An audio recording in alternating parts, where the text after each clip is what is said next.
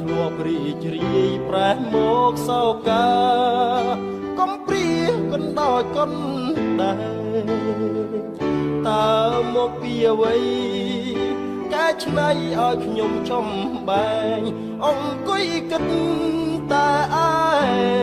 ងសូមថ្លែងស្ដីប្រាំរីត្រីទ្វាបេះដូងដំបងគិតបិទឲ្យចិត្តតែយូរទៅដូចជាងងឹតក្រៀមស្វិតឥតមានរាំងស្មិញដូចមេឃខ្វាផ្កាយព្រោះឆ្ងាយពីផែនដីបានយល់ភ័ក្រស្រីថ្លៃហារទីព្រួលប្រែស្នេហាជួបមកប្របែកទៅកំពុងតែរះដូចជាអាកាលចិត្តបដូរផ្លាំង